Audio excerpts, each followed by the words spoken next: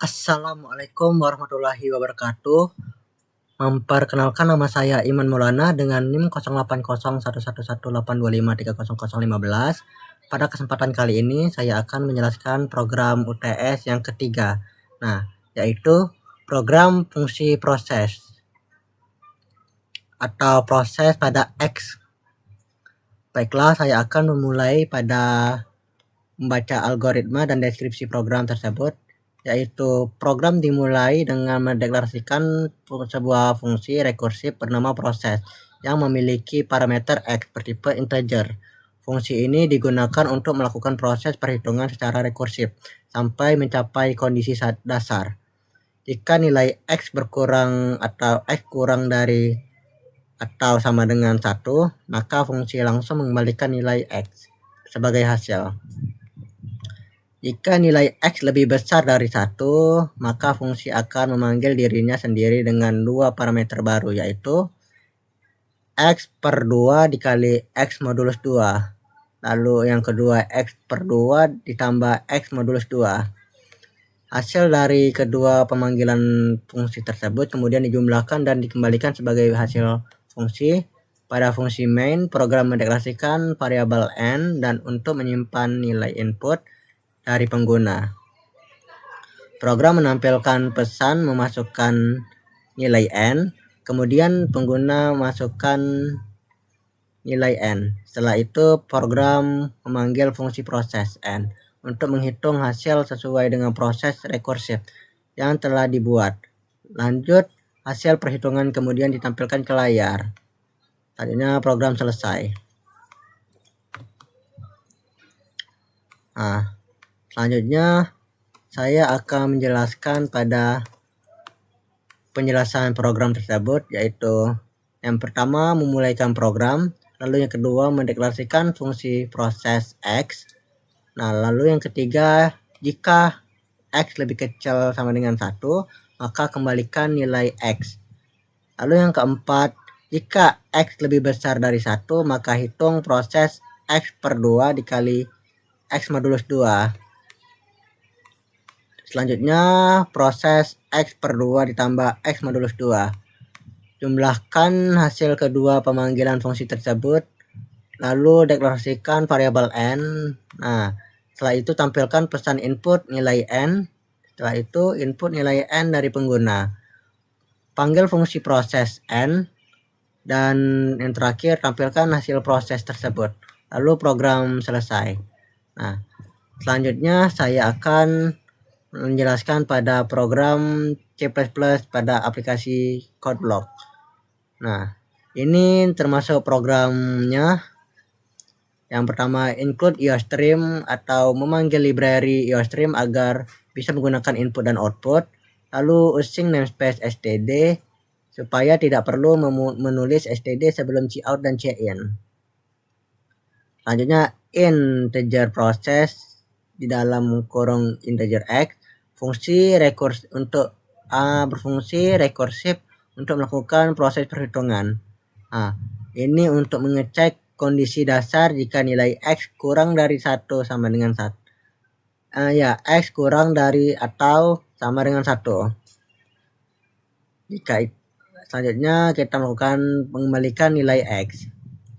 Selanjutnya else atau jika x lebih besar dari 1, maka melakukan rumus ini, yaitu memanggil fungsi proses secara rekursif dan menjumlahkan hasilnya. Nah, in main untuk atau fungsi utama tempat program mulai dijalankan, lalu integer n untuk melakukan variabel untuk menyimpan nilai input.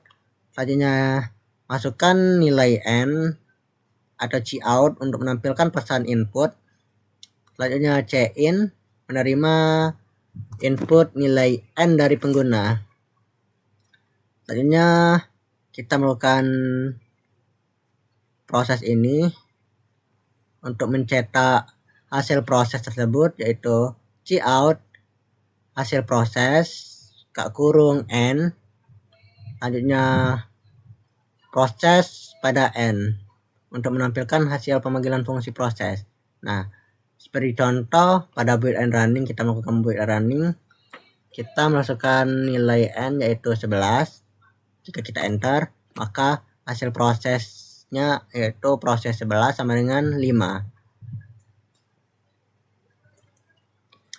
Baik, saya akan menjelaskan pada flowchart tersebut.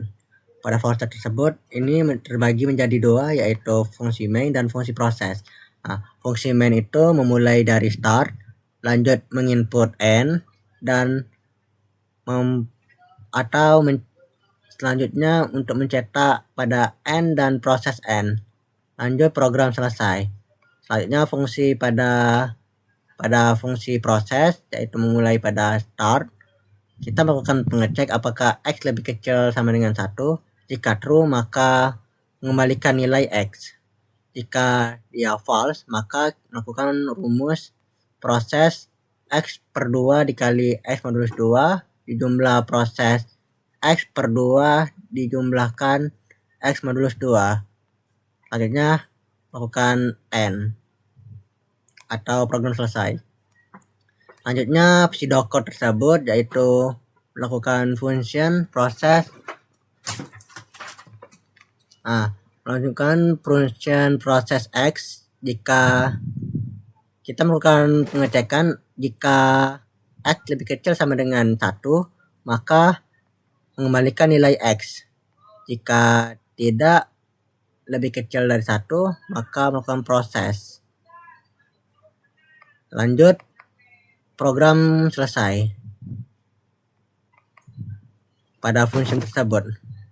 Nah, kita melakukan mulai program begin. Selanjutnya input nilai n, lanjut hasil diisi dengan proses n untuk melakukan proses tersebut.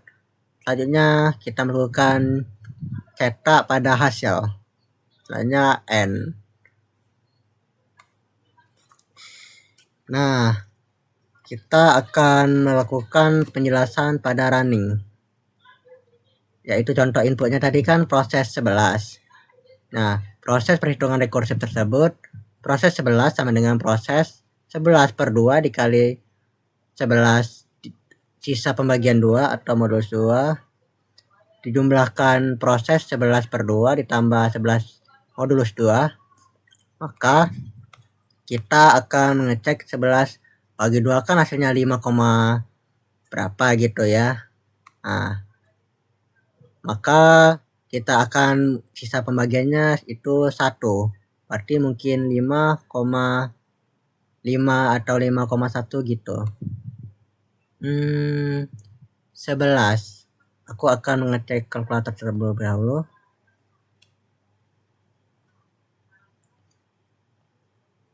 Uh, 11 bagi 5. 2.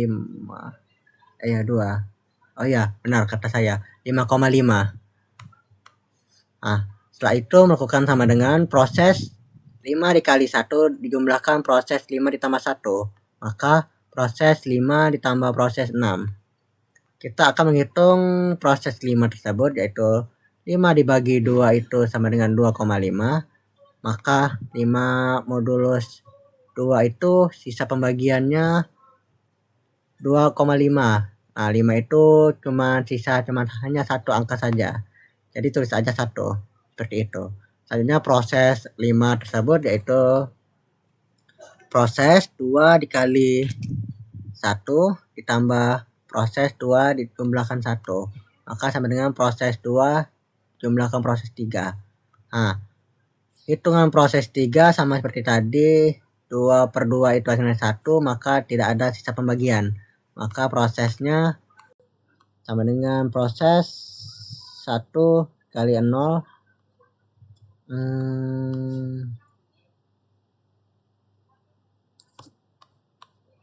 Nah,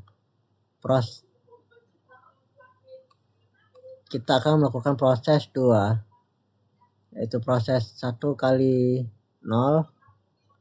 Ini seharusnya 2, salah. Ya, proses 2 ini tadi ya, 2 dibagi 2 sama dengan 1, lalu tidak ada sisa pembagian. Nah, proses 2 ini kita melakukan proses 1 dikali 0 dijumlahkan proses 1 jumlahkan 0. maka prosesnya itu 0 ditambah 1, maka sama dengan 11. Hitung proses yang ketiganya yaitu 3/2 adalah 1,5, maka sisa pembagiannya adalah 1 angka saja. Lalu proses 3 itu tadi seperti ini rumusnya, proses 1 dikali 1 ditambah proses 1 ditambah 1 dikali 1 ditambah 1 tambah 1. Jadi 1 ditambah 2, maka 1 kita tadi proses 2 radikan ketemu radikan yaitu 1. Maka kita jumlahkan saja, yaitu proses 1-nya itu 1 dijumlahkan 1 maka hasilnya 2.